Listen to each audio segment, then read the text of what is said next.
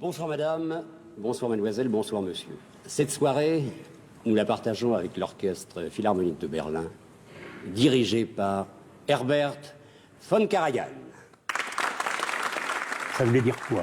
Ça voulait dire que la musique, qui jusqu'à une certaine époque était quand même offerte à des privilégiés, la queue de pie, le smoking, les robes du soir à Pleyel, les Champs-Élysées, cette musique-là, je voudrais l'offrir au plus grand nombre. C'est-à-dire faire aimer et faire aimer.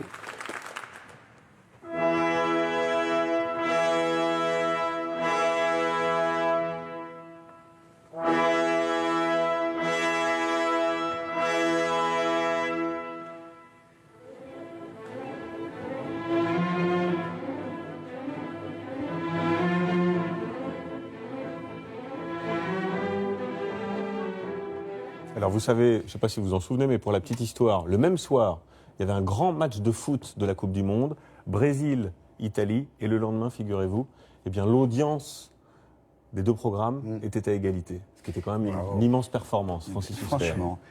Franchement, on devrait d'abord être 50 autour de cette table pour rendre hommage à Jacques Chancel, tellement il a compté pour nous tous, pour le public, il devrait y avoir des millions de gens autour.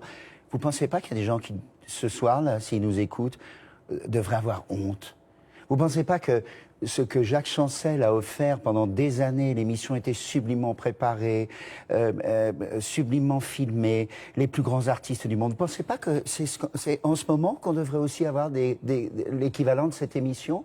Vous ne pensez pas que si on demandait aux gens aujourd'hui, à 20h30, pour des millions de personnes sur la chaîne publique, les plus grands orchestres du monde, les plus grandes cantatrices, les plus grands chanteurs, vous ne pensez pas qu'il y a des gens qui nous écoutent, qui peuvent avoir honte de penser que le public ne mérite pas ça?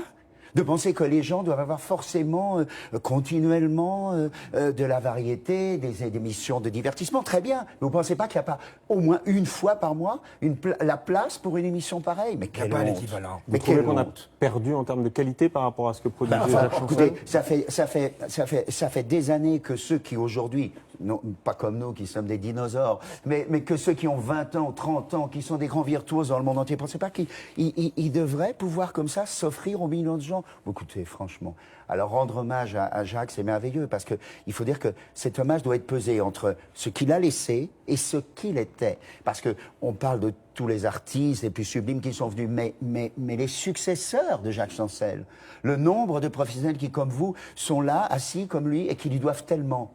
C'était extraordinaire de se trouver en face de lui, parce qu'on avait quelqu'un qui ne faisait pas semblant. Quand ça lui plaisait pas, ça lui plaisait pas. Quand ça lui plaisait, ça lui plaisait. Il était actif, il était présent, il avait un regard. Je veux dire, rendre hommage à Chancel, c'est pas venir faire du lèche-bottage et dire oui, le pauvre, il est mort, je suis bouleversé. Tout le monde est bouleversé par la mort de quelqu'un. Mais là, c'est une chaîne qui se brise. Et tout à l'heure, en écoutant Bernard Pivot, j'étais ému parce que je sais que sa chaîne aussi a failli être brisée. Dieu merci, elle continue. Il était beaucoup moins dur lui-même avec la télévision moderne que vous l'êtes ce soir tout de même. Ah, écoutez, je ne sais pas quelle était sa position, mais ma position à moi, elle est très simple. Les jeunes aujourd'hui qui ont 15 ans, qui ont 18 ans, qui ont 13 ans, est-ce qu'on leur offre une émission par semaine sur la chaîne publique de cette qualité-là? Enfin, écoutez.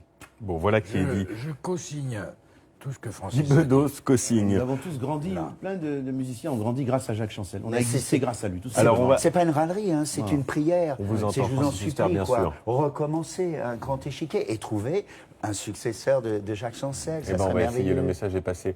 Merci de cette petite aparté. On va poursuivre avec un autre monument de la chanson qui avait aussi sa place chez Jacques Chancel, Barbara Hendricks. Regardez.